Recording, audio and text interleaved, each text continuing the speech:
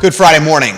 My name is Jerry Miller. Thank you kindly for joining us on Real Talk with Keith Smith. It's a pleasure to connect with you through the I Love CVille Network, a show that has become the water cooler of real estate conversation in Charlottesville, Albemarle County, Fluvanna County, and in Central Virginia.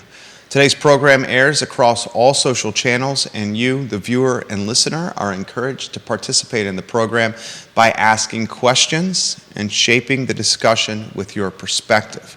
We will take a look at your thoughts. We will relay it live on air in front of our audience that is virtual, anywhere you get your podcasting and social media content.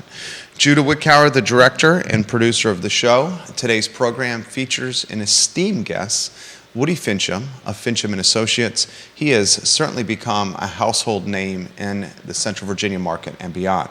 Judah, if you can go to the studio camera, my friend, and welcome Mr. Fincham to the show. Keith Smith will be joining us in a matter of moments on the program as well.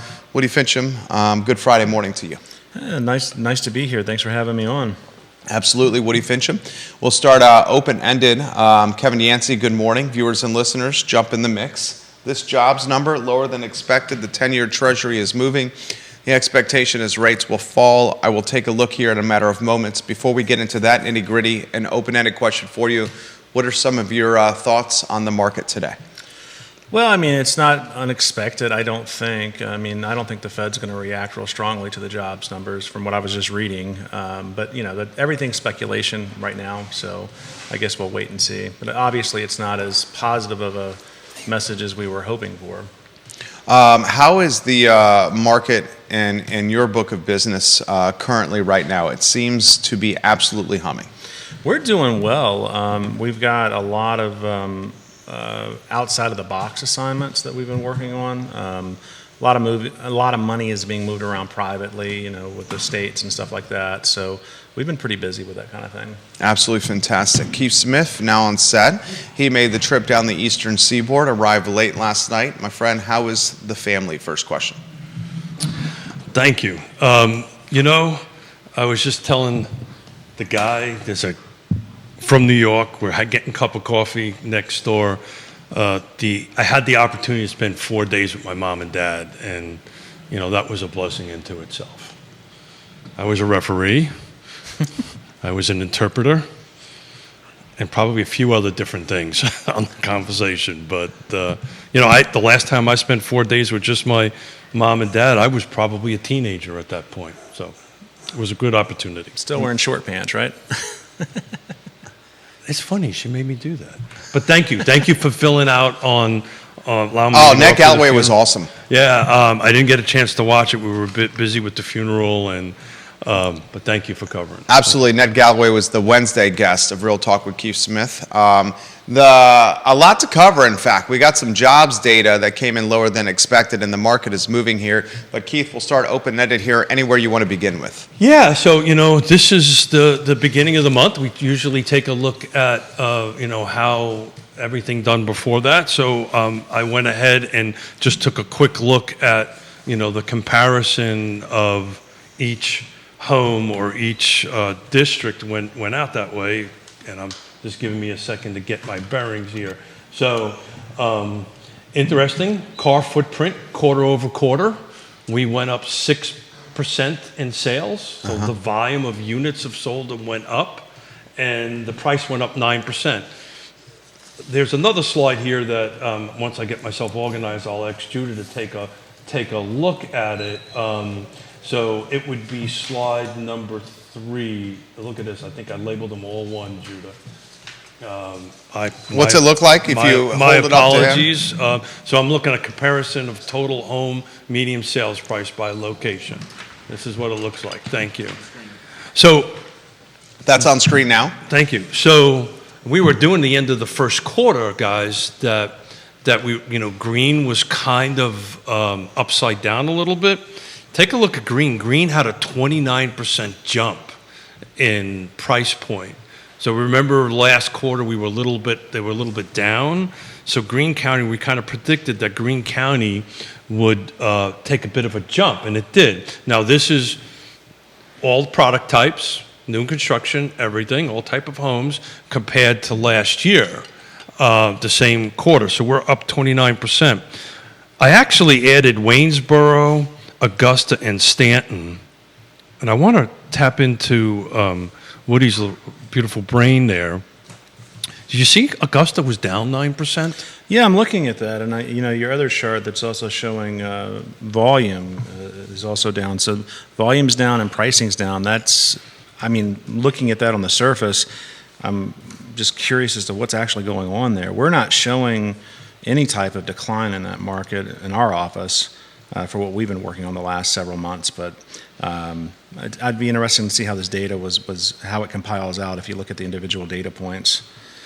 Yeah, so this is month over month, right? This is the same month compared to last year. Volume is down 20%, and the sales price is down 9%. I was driving in this morning, and it takes me a little while to shut my New Yorker off. And I scared the hell out of this poor person in a Prius because I had my LIE, Long Island Expressway mentality on, Northern State, New York City, and I was zipped in and zipped out, and I passed her, and she looked at me, and I went, oh, I'm not in New York right now. So I apologize for whoever was driving a red Prius on Route 20 this morning because I was running a little late and the New Yorker kicked in. I think this is my assessment driving in, and this is just off the top of my head driving in. If you take a look at the volumes, like Albemarle County, was up 40% in sales, right? Charlottesville was up 6% in sales. Flavanna 7% in sales. This is the volume of units sold. Greene County 11, Nelson 71. Louisa was the rock star at 94%. I think what's happening was more stuff came on the market on this side of the hill, right, than the other side of the hill, and people kind of migrated here to buy. I think that's what happened. I'll be interested to see how it levels out around the 6-month mark. Yeah. Right on it. But, that was my quick assessment coming in. Tom Powell, good morning. He's watching the program. Bill McChesney, Kevin Yancey, hello. Thank you kindly for joining us. Vanessa Parkhill in Earlysville, watching the program. Neil Williamson, Jesse Rutherford, watching the program right now. Viewers and listeners, let us know your thoughts. We'll relay it live on air. Carly Wagner in the business, watching the program. The Stantonian real estate investor, Seth Liskey, Ellie Tucker, hello. Mark McKinney, Andy Zeman, Katie Pearl, hello. I am seeing a market that is moving at a fairly swift pace. I'm seeing a market that is still fairly prolific with cash buyers, especially as rates have convincingly ticked above 7. We'll see where they go after this jobs number here. And I'm seeing a market that is moving sans or without contingencies in a lot of deals here. Gentlemen, anywhere on these topics? Yeah, the market's very strong. We're reviewing a lot of contracts for purchases where they're not. There's really no backing out of it. They're very competitive. We're seeing home inspection contingencies waived again. We're hearing about multiple offer situations. But at what price point? It's all over. It's really anything that's under $1 million. It's going to be pretty competitive, and even the stuff up once you get into the luxury and mansion level stuff is still extremely competitive. We've got a few of those we're working on, and they're not staying on the market very long either. So I created a quick slide this morning, Judah. So it's this one here. So I've got it labeled for you as slide number 3. Lori Noble, hello. So this is everything that has sold in the car footprint. So there's 317 transactions that has happened year to date, and 97 of the 317 were cash. But a majority of them are, we're at 168 at conventional, 3 at an ARM, 20 at an FHA. There's 1 rural and 25 VA. But if you go down by the area, the lion's share is Albemarle County. Albemarle County's at 138 out of 317 transactions. And the second thing that is really, and it's going to dovetail into this, this decoupling conversation we've been having here, take a look at the bottom 3. So it says non-co-op sales and co-op sales. So what that means, in layman's language, co-op sales means that there was a cooperating broker on the other side, right? A buyer broker, right? So there was 282 cooperative brokers on the other side, and only 35 were basically unrepresented in it. So, that's a huge percent. I didn't have a chance to do the percentage number, but, even though, we're decoupling and all this media stuff that's going on, that things are going to change, they really haven't so far. And then I'm going to dovetail real quickly, and I'll just shut up after this. The Buyer broker compensation slide? correct. So this This is a good slide. Viewers and listeners, check this one out. So this is different than what we've been doing, Jerry. I've been doing day over day. Yeah. This is everything from from sold from the 15th of March until today on it. So if you take a look at it, 72% of all the transactions were at 3%. For both sides? Oh no, so this is buyer broker. Okay. So this is what sellers are offering buyers. Got it. So, and I did the math on it. The average is 2.8% when you take everything in. There was only 2 at 0. So, decoupling is really not affecting, in my opinion, how buyer brokers are compensated. There were 12 at 2%. The second largest number was 2.5%. There was 99 transactions at 24% of the total volume of sales. When I did all the math, let me rephrase that. When my spreadsheet did all the math on that, it came out to 2.85%.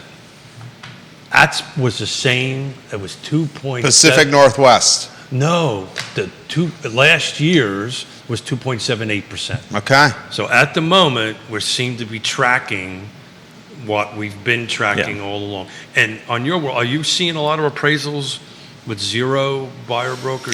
No, I mean, the contracts are pretty typical to what we've been seeing for the last several years. I mean, I don't know that it's made a big shift, and your data definitely supports it not shifting. But to answer your question, or your percentage on the non-co-op sales, it was 11%. I love you. I don't have that many fingers, and I got to get in a spreadsheet. I use my toes. There you go. Spreadsheets to go ahead and do that. So, the sky isn't falling, right? Back to the thing that I've been talking about since this has happened, right? Know your value proposition, be transparent, and know how to communicate it. But at the moment, it's... And do you expect that to continue, that trend line to continue come, is it July 1 is the official start date, right? Is that right? Yep. Well... I don't think it's much is really gonna shift. I think everybody's kind of prepared for it. You'll probably get some sellers that are gonna try to leverage it a little bit, but I mean, I don't know that we're gonna see a huge difference, because I mean, you've still got to have folks involved to help facilitate the transaction. So, and I think most consumers understand that. Are you seeing an uptick of people wanting to get pre-appraisals done before listings? We're staying about where we normally will with it. So, I mean, my data is not indicating really a whole lot of changing there. I'm getting a lot of calls from agents that are dealing with more complex situations. Like last night, I got a phone. I was on the phone with one of the agents here locally, and they were trying to figure out, well, what's the value add of an apartment in a basement, in a rural, not a rural, but a suburban subdivision, and I mean, they're trying to figure that part of it out, because it's a little bit complicated with some of this stuff. So. You mentioned you're getting business, and I think we talk about this often, tied to zoning changes. Yeah, we've got 2 assignments right now in the hopper where we're working on that, and it's interesting. I mean, I've got one that's really interesting, because it's a single-family residential lot that will allow a 5-story mixed-use building to be built there. I don't know that the lot would support such an improvement, but it's not large enough. But it's definitely opening up some. But how do you value that? Well, I mean, you got to look at what it is as it sits. So if it's not physically possible to build a structure like that on it, then you got to revert back to what the by right uses are. And of course, a lot of the by right uses are there's a lot of them in a zoning in a zone like that. So, but I mean, it comes down to the 4 tests for highest and best use: what's legally possible, what's physically possible, then what's financially feasible, and then what's the maximum productive use of all that. So I know of a couple of folks that are actually running projects through, right? I think you'll find about this time next year, you'll see some transactions happen. Sure. Which then once those start happening, that kind of makes your side of the equation a little bit easier. Yeah. Right? Because now at this point, nobody really knows because we don't have any transactions that had happened. I will tell you, my phone is ringing off the hook, mostly like, what can I do? And it's from other real estate agents, right? Sure. You know, what can my client do? And I said, well, have me list it. No, I'm only kidding. What can we do to go and help and do that? Because most of us, other than us geeks here at the table, don't really understand this. Right. And they need to seek That's good for you guys. They need to seek trusted advisors. But look, at the end of the day, we're 6% more sales than we were this time, same month last year, and we're up at 9% for value. So prices are going up. Inventory is picking up, right? Which is a good news because even though I was away, I was tracking the day over day, and we've been hovering about 100 every 7 days. We're at 110 today. We're at 115 going pending. So we might be upticking inventory, but they're just coming off the market as quick as they come in, and our 7 or whatever percentage we have right now is not really impacting. Yeah, rates are not affecting the market, folks. They're not, at least this market. I know they're affecting other markets, but our market, it's not. And again, I want to highlight the jobs number came out today. It was much lower than expected, and the 10-year Treasury continues to fall. It's not a direct correlation to mortgage rates. There's an indirect correlation, but it's now nosediving below 4.5%. So that could create a little bit of affordability for those that are looking to shop and buy right about now. Keith, I'll throw to you. Did you have a chance to read Neil's inclusionary zoning commentary? No, I was very busy for 4 It days. was fantastic. Any inclusionary zoning perspective that you want to offer? I mean, put it in a nutshell. Mr. Williamson, I believe, watching the program right now, the president of the Free Enterprise Forum, highlights some fairly compelling commentary that inclusionary zoning is just going to diminish or throttle housing production. And there's a number of inclusionary zoning elements in Charlottesville and in Albemarle County. For example, in the city, if you're doing a development that's 10 units or more, the inclusionary zoning restriction is 10% of the development has to be tied to AMI for 99 years. Yeah. Well, I love that from a land trust perspective. 99 years. So it would be really helpful for those of us that don't geek out on this stuff to explain what inclusionary zoning is. And I don't know, Woody, would you want to take a stab at it? Would you like me to take a stab at it? My brain's not braining this morning, so please do. Got it. So it's actually what it means, right? Inclusionary zoning. So what they're saying is, in big picture, that if the new zoning, you must include certain things, right? So each jurisdiction is a little bit different. So the city of Charlottesville, to your point, is if you have over a certain number of units, 10 units or more. You need to your development project. You need to include a certain amount of affordable units at a certain AMI for a certain period of time. So that's what inclusion. 60% AMI. But that's what inclusionary means, that you now need to include it. Or what's going to happen is there'll be a lot of 9-unit projects and a lot of 5-unit projects and a lot of 6-unit projects. The other thing about the zoning rewrite is if you do affordable, you can usually double your density, right? So, if you're set up for like 3 units per lot, I think it's RA if I remember correctly, on it, then you can jump that to 6. But the other 6 have to be affordable units for the same scenario. Peter Krebs, Piedmont Environmental Council, hello. To Judah's point yesterday on the I Love CVille show, he highlighted that a developer can essentially buy their way out of the inclusionary zoning requirement. So that is an option. basically upping their proffer. Neil highlighted this as well. And I think what we're going to see, I and don't think this, in the city it would be a proffer. no. They would just buy into they would buy out of the IZ requirement, the inclusionary zoning requirement. So Neil's, You know the theory behind that, right? go ahead. The theory behind that is that they create a pot of money to give to the land trust or to give to other folks. And That's the theory. I referenced that with Nat Galloway on Wednesday's program of Real Talk with Keith Smith, and he alluded in the show that it's not necessarily a business the county wants to be in, real estate development. But he did highlight that they could use further their voucher program, for example, with the money that was kicked to this. Yeah. So what's ultimately is going to happen, let's stay on the city's rezoning, there's just not going to be 10-unit built. Yeah. There's going to be 4, 9 and under. 3, 9. To Woody's point, most of them you can't fit on the property anyway. You're going to have to assemble multiple lots in order to make it work, and that's going to be very difficult in residential sectors. It is the hardest thing for a developer to do is assemblage. Yeah. Everything else is difficult, but assemblage is very difficult. So that's what you're gonna see. It's gonna be a great opportunity for the land trust, right? Because if we can get the capital to go ahead and do this, we're built to go ahead and do that. But let's talk about this, right? In order for it to be an affordable unit for that price point, 60%, the sales price can't be over 200 grand. Matter of fact, I know because the land trust is at 80%, I know you can't be much over 225. You can maybe squeak it to 250, like in a perfect scenario. But now you're looking at acquisition and building, guys. You're looking at 400 grand to 500 grand total to produce one unit that you're going to sell for 200.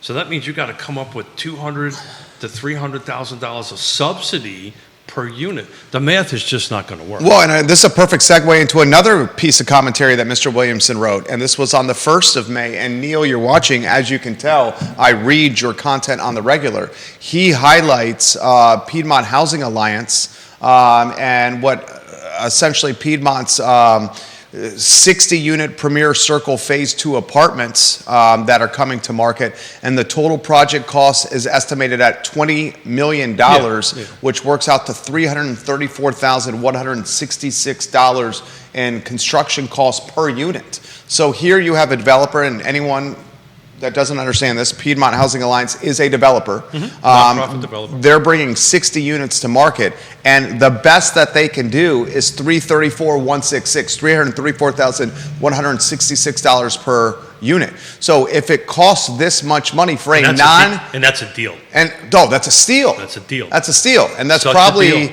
builder grade in a lot of circumstances here. No. They're getting discounts and all this kind of great stuff. But if regular market forces were in that number, and that shows you that what a nonprofit can do per unit. Yeah. So this just highlights the elevated cost of labor, land acquisition, red tape navigation, cost of goods, engineering, architects, site work, all the above. Regulatory expenses. 25%, 24%, depending on who you talk to. But this is why the land trust is out in Fluvanna County, and thank you for helping us, Woody, on those two projects. Because I can take the land trust can take $50,000 and make some magic happen out there, right? Some $50,000 of subsidy and make some magic happen. Whereas if you're closer into the city, you're looking at hundreds of thousands of dollars of subsidy per unit, and it's just, unless you have this huge pot of cash, which I'm trying to get, this huge pot of cash, and there was a long sigh there because I'm frustrated that I can't get it. You're just not going to see it. The market is just not going to do it. What'd you make of the news we broke yesterday about the $24 million acquisition of the Quirk Hotel? Did you pick that apart or have a chance to? I have not. I was. I know Mr. Fincham saw it.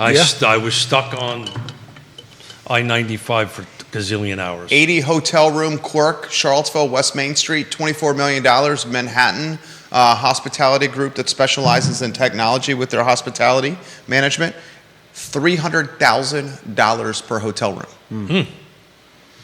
That would be 300. interesting Wow. to pick apart and look at how their returns are on that right now. I imagine what they're going to do with it, though, is going to evolve it into what it sounds like they're doing, which is a little different than what the hotel currently offers. It's going to be interesting. I've never been to the property. I've been by it a million times, of course, but I understand it's a pretty posh location already. Beautiful. Yeah. I've stayed in it. It's pretty nice. Yeah. It's beautiful. So the technology play the Manhattan firm is a tech firm that happens to be in hotels, and they're going to use a lot of technology to trim overhead associated with payroll with the model. 91 employees at Quirk Charlottesville. That number is going to be cut down. A lot of technology like contactless check-ins, which is going to limit front desk staffing, for example. And as they're able to trim payroll and maybe change the brand and add improved customer experience, they're going to raise room rates. We do know that the Ukrops family, this is their second iteration, looking like they took quite a bath on this deal to get out of the hotel game in Charlottesville. And the interesting element about this is there's another development group called Heirloom Development, know them well, that is bringing a hotel potentially to market next to the Omni Hotel, which is in spitting distance of Quirk Charlottesville. They've pivoted from a 134 apartment tower next to the Omni Hotel to getting into hotel business of 160 rooms. So they're basically washing their hands of a lot of sunk costs tied to plans and consulting and engineering when it comes to trying to bring 134 apartments to market on the downtown mall and saying we're done with that. Yeah. Now we're going to go hotel. Yeah, Charlottesville, and I don't do hospitality or hotel valuation, but I have several colleagues who do.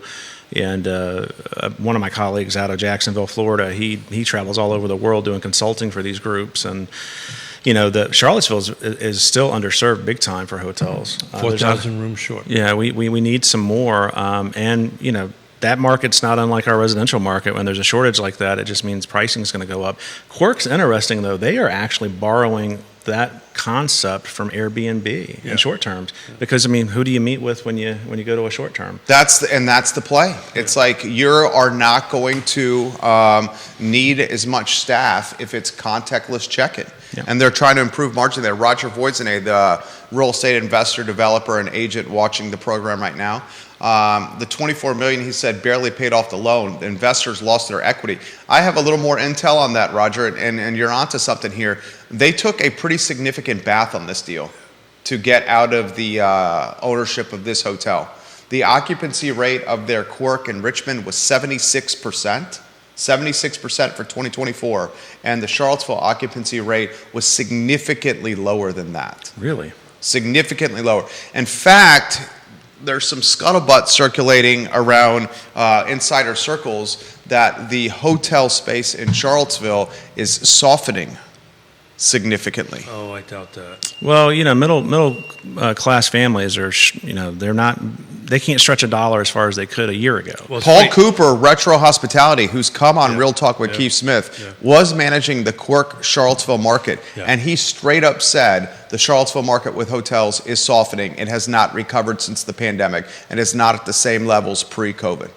Exact words. And I get that. When I just literally had this conversation with a bunch of New Yorkers when I was up in New York because they wanted to come down and see, and we were on orbits trying to book hotel rooms, and they were $300 to $400 to $500. Now these are weekend, Fridays leave, come in Friday morning, leave out. Take a look at Monday, Tuesday, Wednesday. Yeah. So these are prime dates, but their heads just spun because you don't pay that in Manhattan. Right. Well, Manhattan also has considerably more supply. Manhattan is Manhattan, yeah. Right? But I think what happened here is, people are tracking what's happening in Charlottesville. We're always the top of some list, right? And it's a great opportunity. It was underperforming. I'm sorry to hear that the Ukrops family has taken a haircut on this, but maybe they ought to. They're pretty good at running food stores, and maybe we've got a better firm that come in here and run it. But yeah, it was a great opportunity. The Manhattan firm's going to come in. They are ditching Retro Hospitality as the day-to-day operator. I think they're going to try to improve margin by taking management in-house, and then the tech play. They're going to rebrand it. Hotels have been a major point of conversation in Charlottesville. The Hilton buys the franchise rights to Graduate worldwide at $210 million. So the Graduate on the corner is now going to be a franchise of Hilton. We now have Heirloom Development pivoting from apartments to a hotel on the downtown mall. So in the last 45 days, within a 1 mile area of each other, 3 significant Charlottesville impacts with hotels. Yeah, those flags are super valuable too. And the reason why I'm pushing a little bit about getting soft, can't go into the details, but I have 2 clients. Both of them are Hilton flagged folks. We're trying to find a location for them, and I can't. Because you need anywhere between an acre, on the light side in an urban environment, about an acre, but usually they work best between an acre and a half and 2 acres of land, right? Because they want surface parking, they don't want to go ahead and do structured parking, because structured parking becomes a little bit expensive on it. So trying to find that amount of money, and they all want to be within walking distance of UVA, and this just doesn't exist. I can find them something out in Zion's, right? I can find them something north of the airport on 29, but they want to be in there, and unless it's in the right location, they won't jump. And you have to make sure it's zoned right, which is usually a tricky thing on it.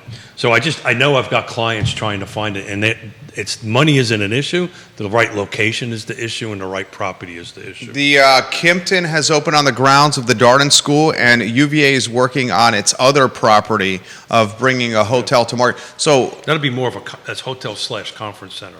Yeah, it'll be interesting when they open that up. Yeah, I mean, very curious. That's what we don't have here, is a really good conference center. And I only know that because the Regional Housing Partnership, we're trying to put together, we do this annual. You're talking more a convention center.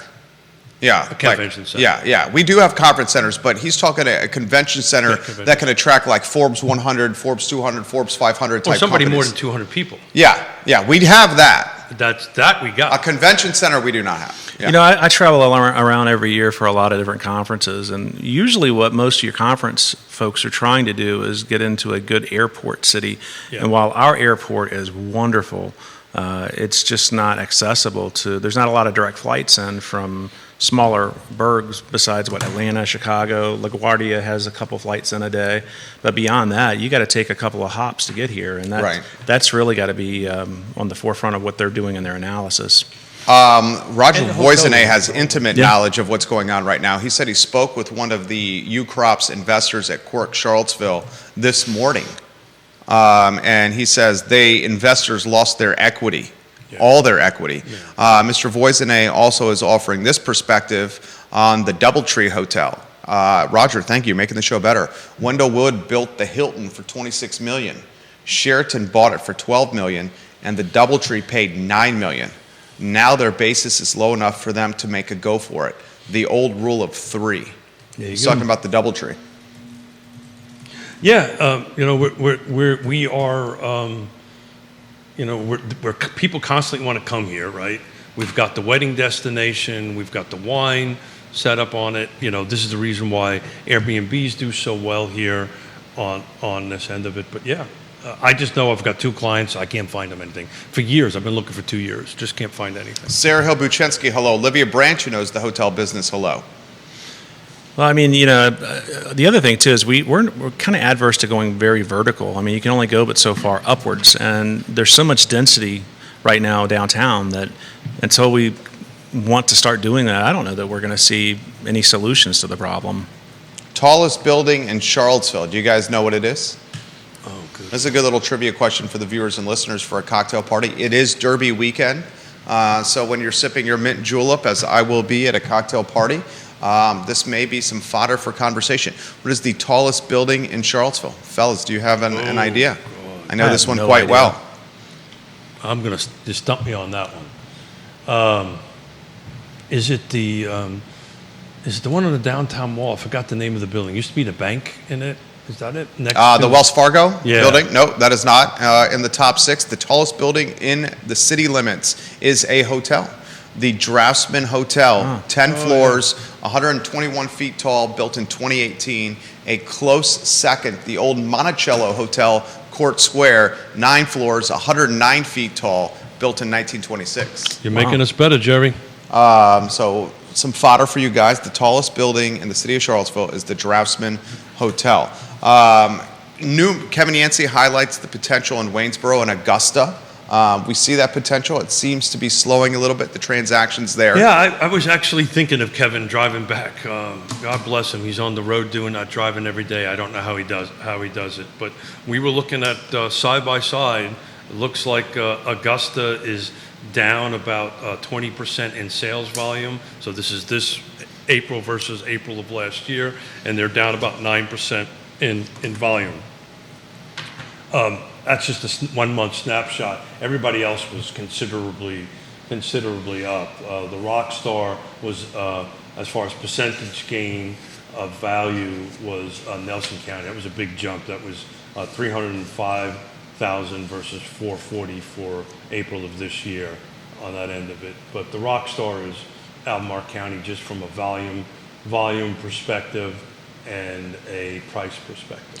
Samuel Grimmelbein, watching the program, this is right up your alley. He was previously a GIS technician at the city of Charlottesville and a geographic data service intern at Albemarle County in 2019, and now a senior associate in renewable energies. He's watching the program on LinkedIn, and so is Mr. John Blair from Stanton. Viewers and listeners, let us know your thoughts. We'll relay them live on air. This is a question that's come in. Where is the next development project going to happen in Central Virginia? Mr. Tom Powell, jump in the mix as well, please, sir. Well, we've kind of been talking about this. It's Greene County. But I do want to go back to the hotel real quick because just a little note, there is a Hilton Inn. No, hold it. It's a Hilton. Garden Inn? No. In Zion's Crossroads, what's the other flag for Hilton? Hampton? Hampton Inn, thank Yeah. you. Hampton Inn is, they're almost finished it. I noticed it the other day. So there'll be there'll be 2 hotels in Zion's Crossroads on that, which is, I don't know the number of rooms, probably 50. Zion's Crossroads in Louisa County may be what Crozet was 20 years ago. That area is certainly booming. 600 some lots still to be developed in Spring Creek as well. Yeah, so back on the numbers end of it, and thanks to my friend Greg Slater, who straightened me out. So, when you search for data in Louisa County, you've got to just focus on Carr, because otherwise you get all the stuff from on the other side of Lake Anna and stuff like that. But Louisa County, which is pretty much our side of the county, the prices went up 13% from $383 of last year, the same month of April, and it's at $431 right now. And that was a huge jump. It jumped from 16 and 23 to 31, so there was a 94% jump in sales. So they're the rock star as far as volume of sales, but that's what you're seeing. You're seeing Zion's Crossroads starting to develop. As far as residential construction goes, Zion's Crossroads kind of boxed in, right? It's got Green Springs that comes around it. You're going to see Ferncliff a little further north, I think, become the next rock star, which is this mineral area. Right, yeah, because Green Springs is not an area it's a conservation area. You're not going to be able to build into that. We were actually talking about this with Kyle Miller yesterday of the Kyle Miller Show that airs on this network. He lives in Green Springs. He's got a farm there. And there are pretty strict requirements of what you can even paint your home in Green Springs. It's a national historical preservation area. Yeah, we valued the Green Springs estate. That was the original King's grant that I think it was the Morris family who financed our side of the Revolutionary War actually owned the property. Very interesting property to do, but we got into all of that with that because it's an area we definitely need to preserve. But I think you're right. I think Ferncliff's the next. Well, that's where market. the water plant's going, right? So the JRW, James River Water Authority, if it ever gets its act together, will end up running water there. There's going to be, millions of gallons of capacity there, and that's where the next development is going to be. It's got access to 64, right? It's got water. Probably going to have to create some sewer capacity there. But as far as Louisa County goes, that's where you're going to go see it because there's oh my God, I just dated myself. I said IBM. The Amazon facility is going to be, a couple of them is going to be around. The data centers Amazon's infusing, 11 billion into Louisa County from Just said Amazon, IBM. multiple data campuses. And one supervisor over there said 800 to 1,200 indirect jobs as a result of this $11 billion Amazon investment. But new construction, low-hanging fruit. I mean, if you guys have hundreds of thousands of dollars you're looking to invest in, buying land in Louisa would seem like a no-brainer to me. I've got an appointment at 1 o'clock with a client. Seemed like a no-brainer to me. Do that very thing. But Greene County, as far as new construction is concerned and new inventory is concerned, is going to be the low-hanging fruit. Folks are still looking at Albemarle County, right? It's just at a much higher dollar point. Albemarle County is moving quickly. Well, I'm talking about new construction and new developments, right? Albemarle County, folks are still looking at it. I've got clients that are looking that way from a development side, but the runway is, a decade. It is a very long runway to go ahead and do this. But right now, and I'm still working on trying to bring in Jim Friedel, who's the planning director for Greene County, and one of his compatriots from Greene County to talk about what's happening in Greene County coming up, because that's where the inventory is going to be. And it's anywhere between, depending on who you talk to, anywhere between 1,800 and north of 2,000 new units that are in the development pipeline. This is stuff that's approved and just going through site plan process or physical development. But that's where you're going to see it happen next. Right. Go ahead, Woody. I got one for you. I was just going to say the commute is already kind of hairy coming back during rush hour on 29. I've gotten to where I don't even want to schedule appointments in the late afternoon up there because it's just, it's no fun driving through it. It's going to get worse if they got that many units coming online. How's the book of business from real estate type or class looking? I love asking you that question. Residential, multifamily, attached, detached, commercial, investment, all the above. I mean, our book of business is mostly residential. We're seeing some movement with some of the smaller multifamilies, which would be 2, 3, or 4 unit properties. A lot of single family, detached. Townhouses are still very, very popular. We're seeing a lot of that over in the valley too. It's just, it's more affordable for most folks. If you can apply that word to a $400,000 house, but I mean, but yeah, I mean, we've got a good mix of it. Condos are not as active in our office as they have been, but they're still transacting. But there's just not a lot of them, right? That's the whole. We just don't. We're just not a condo market. We're not like, I don't know, Florida, whatever, that they just build condos like crazy. Two reasons. One is they go vertical with them, which we don't really do a lot over here. But we're not a very heavy condo saturated market here. Yeah. Right. This may be a topic you want to cover, maybe not, you want to cover. Are you following the Zillow touring rules? Yeah, very much so. Anything you want to offer on that? Zillow offering a 7-day touring agreement for agents? Yeah. One state came out today and has said that is now illegal. And that would also be Virginia. It is illegal. Do you want to offer some perspective on that? Yeah, it's... First, set the table. Yeah, so... all this happened when I was at the funeral, so this was me trying to be respectful and not do a lot of reading. So I'm shooting a little bit from the hip on this. So basically what It's the Virginia Association of Realtors who have said this. Excuse me? I've said it's illegal. I get that, but I haven't had a chance to take a deep dive and read it. Why is it illegal?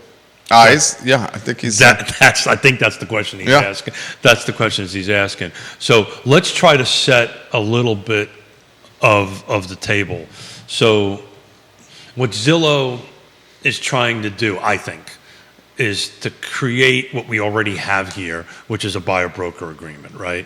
And so what they're trying to do is they're trying to create a system by which, look, they have to do something. I'm going to get myself into trouble. I mean, they're potentially going to have a significant market share loss to Homes.com, and they're feeling that pressure. It's not even that. Their value proposition of how they conduct business is going to change. And what they're trying to do is figure out how is the best way to do their value proposition on it. Because here's the big difference between Homes and Zillow, right? So they're portals, right? That's all they are, is they're portals. They're not MLSs, they're portals. What's going to happen here is Homes.com is agent specific. So if I put a listing on there and Jerry calls it, it comes to me directly. I pay for that. It's very specific to me. Zillow now, they make their money off of these premier agents things. So if I have a listing... Selling leads is what that's called. Yeah, and if I have a listing and you hit contact the agent and there's 30 other agents that are paying for that zip code, it goes to them, not to me. That's the big difference. And all that's going to go away, because what is going to happen, which we're doing now, this is going to act like commercial. We've talked about this before, right? I'm going to have to call Jerry, or I'm going to have to call Woody, or we're going to have some internal communication so I know what the seller is offering on it. And what Zillow's trying to do is figure out a way to make some value prop. But I didn't get a chance to take a dive into it. This is a landmine-laden field is what it is. So Thank you for reading it. I'm looking it over right now on the website, and I've got a lot of questions. And before I say anything, I am on the board of directors at CAR, so I'm speaking on behalf of myself, not on behalf of CAR.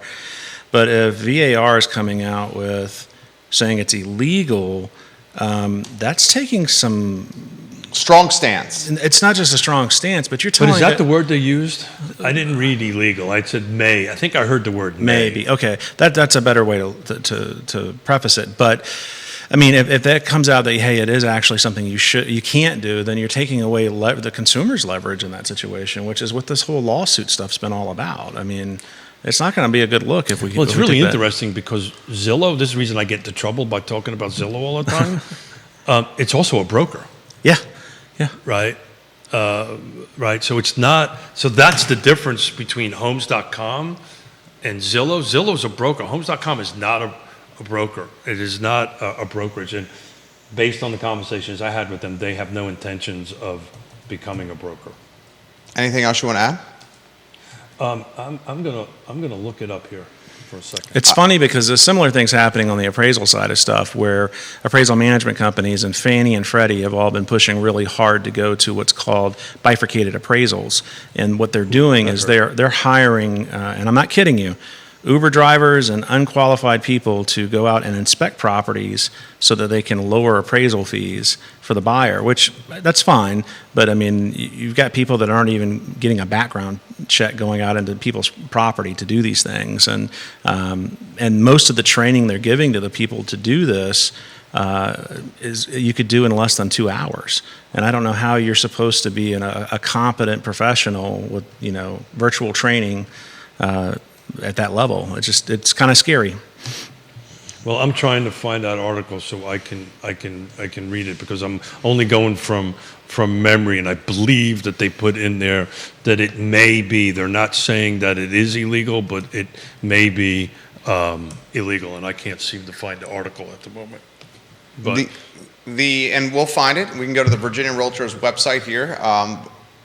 The language I remember was the phrase "not legal" utilized, but I'm willing to be stood corrected here. Well, I'm only going from what CAR sent out, so I didn't actually read. It's a rapidly changing market here. Yeah. So look, everybody's trying to figure out how to adjust and be value proposition. We've been talking about this for a while. So this is what Zillow's trying to do, come up with a value proposition. I don't know specifically why it's illegal. I'd have to go ahead and dig into the statute to go ahead and do it. I know that that's what they were saying.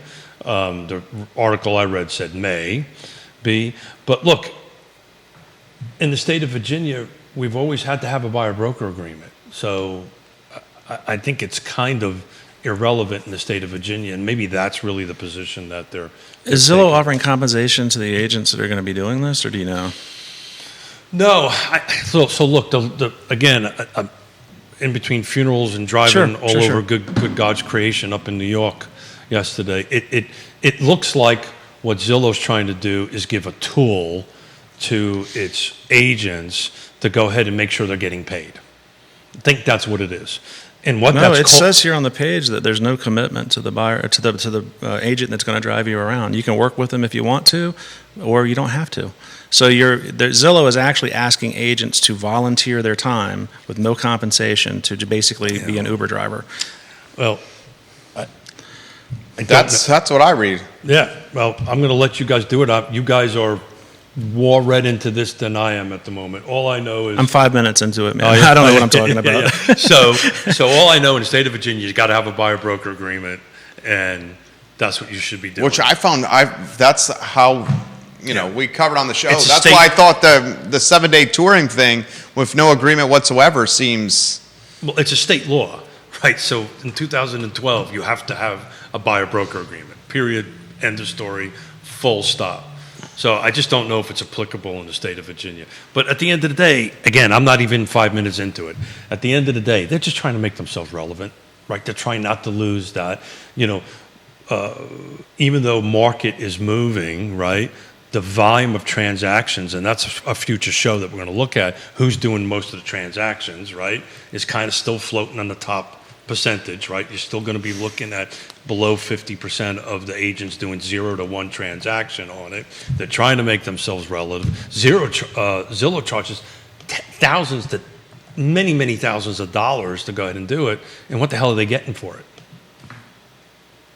So I just think they're trying to make themselves relevant and throwing the proverbial spaghetti against the wall. And see what sticks. And see what sticks. See what sticks. Anything else before we get off this one? What do you want to add? No. I'll do some more homework on it for next week on it. I just literally haven't had a chance to read much in last week. Your colleague Daniel Pettit wants a water update from Aqua Water and Sewer and highlights gosh. the increase he is getting pummeled with. Well, Right now, he's got a home in Lake Monticello. Well, they rejected it, right? No, the state SEC approved it. Approved it, yeah. So, It took them less than a day to approve it. Yeah. I mean, the fix was in before it even went. well, so I know a little bit about this. So I'm not so sure. So the way this works is the SEC. $3.16 increase per month for all homes at the lake. So the SEC controls this, and since this is a private utility, they have to make a certain percentage of money year over year. They're required to do it. So some of this is them asking for it. Some of it is also the SEC saying, okay, you're not making enough money. You have to make more money and have more money in reserve, because unlike a jurisdiction, right? So the city of Charlottesville or the Ravenna Service Authority, right, can pretty much increase it overnight.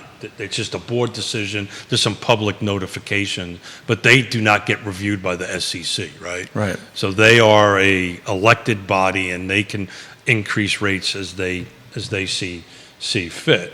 So in Fluvanna County, it would be Fork Union Sanitary District, which is controlled by the Fluvanna Board of Supervisors, right? And if they decide to up rates, it's a public hearing of some sort, right? And then rates get charged, get that updated. They do not have to go through the SEC process. I do wish the SEC would have some tighter requirements on Aqua as far as consumer satisfaction. I don't know many people at the lake that are very satisfied with what they do.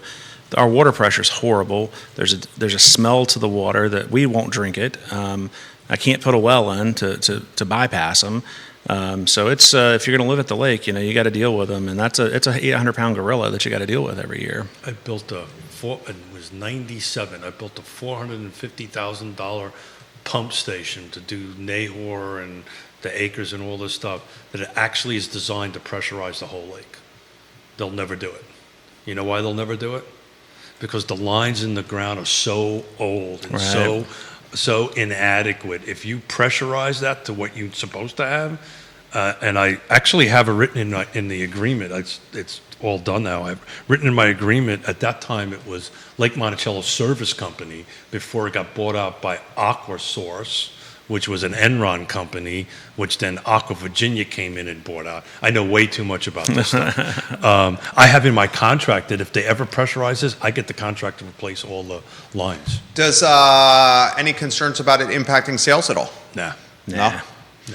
No, I mean, people that are new to the lake don't usually do a lot of diligence on that particular topic. I mean, I'm an appraiser, and I do this for a living. And, when we moved out there in 2017, We didn't. I mean, I knew Aqua was difficult from listening to my customers out there, but I mean, we were just like, oh, it's not a big deal. We'll deal with it. And then, is it enough that we want to move from the area? No, we'll stay there. But I just wish it was a little better. It's only going to become a difference when the inventory shifts. Right. When you shift from a seller's market to a buyer's market. And at the moment, we're a long ways away from that. And we are a long way from that.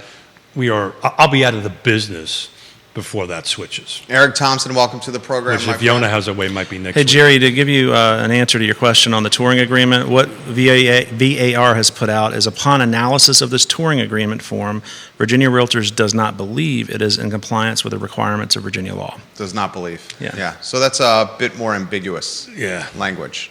I didn't remember the exact word, but that was what my takeaway when I read it quickly, that it's not exactly a violation. And I think what they're hanging their hat on is, we've got a 2012 buyer-broker agreement. You must use a buyer-broker agreement to go ahead and do this, where I think that would conflict with this. But sure, we need to get some attorneys on. That could be a good Wednesday topic. That's a good Wednesday topic.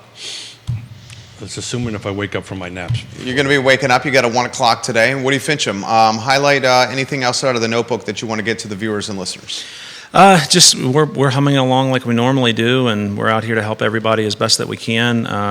Just throw out a shout out to all the agents who keep calling on us and asking us to help them consult on some of their deals. And it's always an honor to be thought of in such a good light with all of the colleagues that we have here in the area. So it's always appreciative. Market's not going down.